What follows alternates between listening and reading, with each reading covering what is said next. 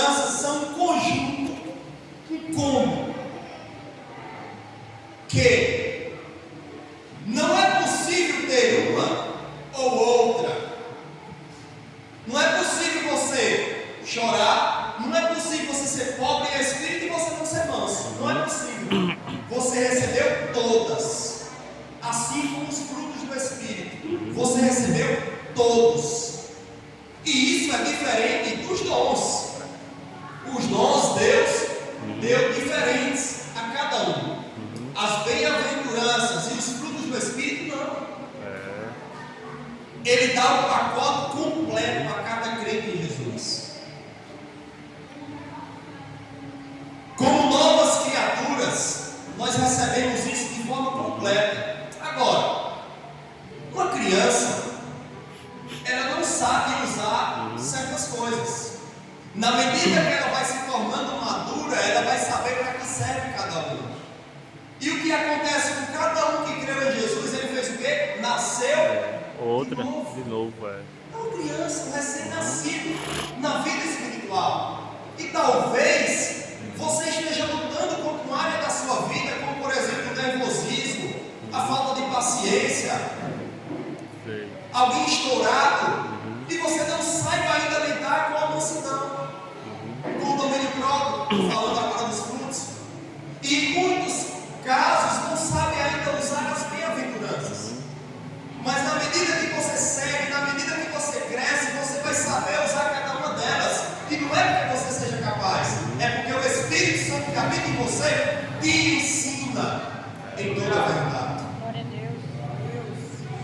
Para quê? Para te formar a imagem de varão perfeito, a imagem de Jesus. Em terceiro lugar, as bem-aventuranças não está se referindo a qualidades inatas, aquilo que nós já nascemos com elas, mas de características produzidas pelo Espírito Santo do crente. Afinal, só o Evangelho de Cristo é capaz de transformar uma pessoa explosiva em uma pessoa mansa. Só o Evangelho é capaz de transformar um arrogante em um pobre em espírito. Com certeza. E agora sim, irmãos, o versículo 1, ele vai dizer: e Jesus, vendo a multidão, subiu ao monte, e assentando-se, aproximaram-se dele os seus discípulos, e ele fez o quê? Abrindo a sua boca, os ensinava. Sabe o que é que diz Isaías 2 e 3 acerca de Jesus subindo ao monte?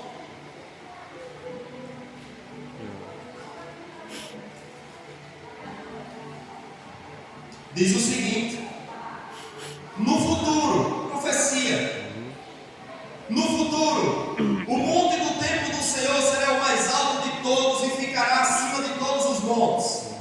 Os povos de todas as nações irão correndo para lá e dirão assim: vamos subir o monte do Senhor, vamos ao templo do Deus de Israel. Ele nos ensinará o que devemos fazer e nós andaremos nos seus caminhos, pois os ensinamentos do Senhor vêm de Jerusalém, do monte Sião ele fala com o seu povo. A profecia se cumpre. Está lá Jesus, subiu no monte, e ali aquela grande multidão vai atrás para aprender o que é a vontade de Deus, para ouvir e praticar qual é a vontade de Deus para os homens. E essa palavra se cumpre, mas ele começa a ensinar justamente sobre bem-aventurado, irmãos. Mas eu e você poderíamos agora dizer: o que é ser bem-aventurado? Isso, em primeiro lugar, significa mais do que o estado emocional, mais do que o estado emocional representado pela palavra feliz. Por mais que a palavra feliz ele tente destacar, é muito além. Inclui, irmãos, bem-estar espiritual. É algo que é espiritual, contando com a aprovação de Deus, o testemunho de Deus dentro de você. Não é o que o apóstolo Paulo vai falar em Romanos 8 acerca do testemunho que o Espírito Santo dá está dentro de você que você agora é filho de Deus. E isso gera essa alegria. Amados, assim, há um destino e alegria verdadeira, não o que o mundo dá, não o que as coisas do mundo dá, mas há uma alegria verdadeira de relacionamento, comunhão com Deus. Verdade. Glória a Deus! Mas irmãos, ele disse que é bem-aventurado, mas ele disse que é bem-aventurado quem? Os pobres, os humildes. Olha, cada ser humano que já pisou nessa terra, exceto Jesus, é espiritualmente destituído da glória de Deus, como diz Paulo em Romanos 3:23. E a vista de Deus é um desgraçado.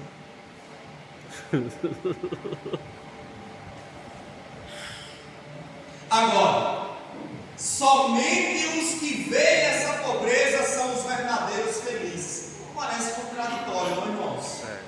Aquele que se vê pobre são os verdadeiros felizes. O mundo não entende nunca isso. Só pela revelação do Espírito Santo de Deus dentro de nós, para fazer entender como alguém que é pobre, alguém que se vê desgraçado, possa ser os felizes para Deus. A verdadeira espiritualidade começa exatamente onde termina a moralidade cristã. A religião, irmãos, em si mesma não é mal. A religião é o termo religar, religar-nos com Deus. O problema está na religiosidade. O problema está quando as pessoas fazem parte de uma religião e começam a olhar para as outras pessoas que não fazem parte da mesma religião de cima para baixo. E se acham superior às outras pessoas. A maioria desses lugares são seitas, porque são exclusivistas. A salvação só se você fizer parte daqui. Se não for, está perdido. E esse é o problema, irmãos. Esse é o problema, porque a verdadeira espiritualidade, a verdadeira vida com Deus começa quando a nossa tentativa de ser bom acaba. E a gente começa a enxergar que nós somos bons com coisa nenhuma. Bom é aquele que nós cremos nele. É verdade. E isso faz toda a diferença. O pobre, no original, meus irmãos, essa palavra, ela vai... Pitocos é a palavra no original do pobre que ele está se referindo aqui. É um pouco diferente, ou melhor, muito diferente do que a sociedade entende como pobre.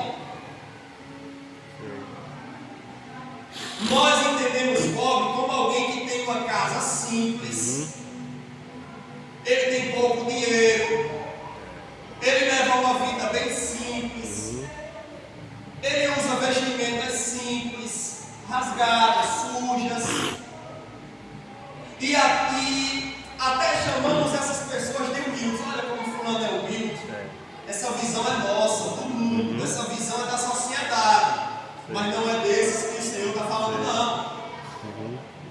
Sabe a quem Jesus se refere? Sabe a quem se refere essa palavra pobre? Não. Ao paupérrimo, aquele que mendiga. Sabe o que é mendigo? Sei. É aquele que mendiga, irmãos. É aquele que depende inteiramente da caridade dos outros para o seu sustento. Ele não tem comida, ele não tem roupas, ele só está vestido porque alguém deu, ele só come porque alguém dá, ele não tem casa, ele não tem absolutamente nada. É desses que Jesus está dizendo que é o reino dos céus.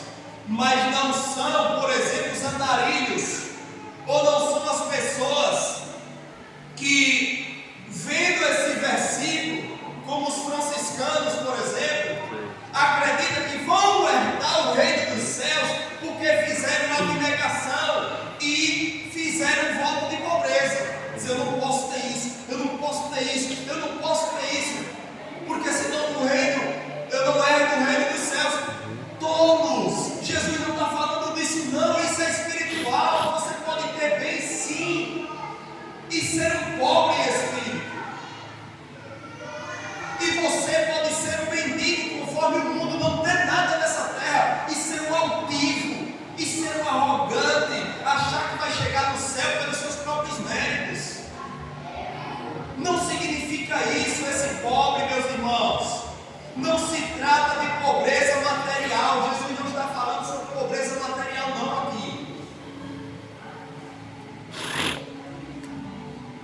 mas do reconhecimento do real estado diante de Deus. Pobre, miserável, desgraçado, cego e nu. Se você, se nós não nos enxergarmos assim diante de Deus, irmãos, o reino do céu não pertence a você.